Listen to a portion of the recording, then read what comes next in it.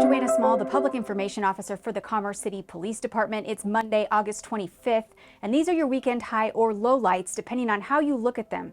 This is essentially our video blotter where we give you a rundown of the most significant incidents your CCPD patrol officers responded to over the weekend. But we always like to start these off with a few fast facts. We answered 327 calls for service, and our traffic team made 59 traffic stops just on Saturday and Sunday. Now here are those highlights in chronological order.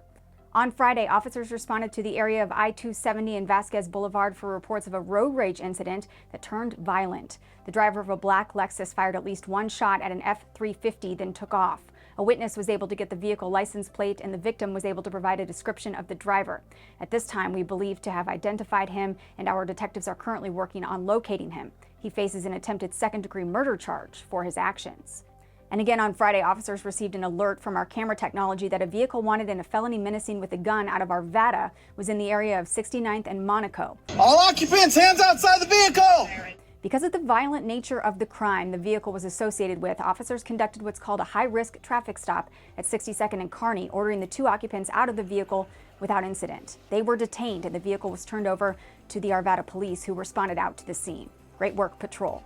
Overnight Friday into Saturday, officers responded to a confusing felony menacing call around East 59th Avenue and Olive Street. Multiple people called 911 saying a man was walking around with a gun and behaving suspiciously. The suspect himself then called 911 to state he was concerned someone was attempting to break into homes in the area, and he would wait for officers to arrive unarmed. When we got on scene, we learned a neighbor had returned home, scaring the suspect, who then inadvertently pointed the gun at that neighbor. The suspect gave consent for officers to retrieve his weapon from inside his home, and he was taken into custody on felony menacing charges. That same shift of officers overnight Friday responded to a hit-and-run crash in the 5300 block of Highway 85. When officers got on scene, they found two of the vehicle's occupants standing outside that vehicle. They told officers the driver had fled the scene, and there were two other occupants who we later learned showed up at the hospital for treatment, one for serious injuries. We determined that the vehicle was traveling at a high rate of speed when it drove over railroad tracks, and the driver lost control, crashing into a guardrail, then rolling the car, which came to rest in the grassy median. The driver was not located that night, but has been identified and faces a number of charges. On Saturday, an observant CCPD patrol officer noticed a building with a tarp covering up a window in the 6300 block of Claremont. He called the owner, who advised the tarp should not be there, and so officers cleared the building, discovering a man hiding in one of the offices in the process. The owner responded to the business and found a copious amount of wiring had been cut both the day before and that day, resulting in tens of thousands of dollars in damages. The male we found hiding is facing second-degree burglary and criminal mischief charges. Also on Saturday, officers responded to a call for a stolen vehicle in the 15,000 block of East 104th Avenue. A man had tracked his own stolen car to that area, and officers were able to locate it. When they found it, they also found the suspect walking up to it and unlocking it with a key fob. They took the suspect into custody. He was in possession of an altered check and methamphetamine, and a gun was also located inside the vehicle. We also learned he's a convicted felon, which means it's illegal for him to have access to a firearm.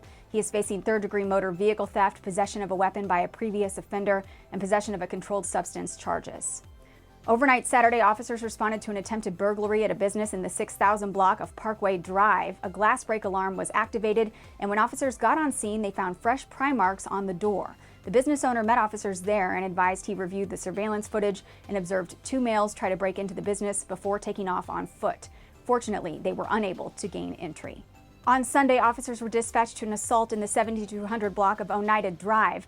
When they arrived, a vehicle fled the scene and began driving recklessly in the area. The vehicle refused to pull over when officers attempted a traffic stop, but we were able to identify the driver, who then ditched the vehicle and tried to run from us on foot.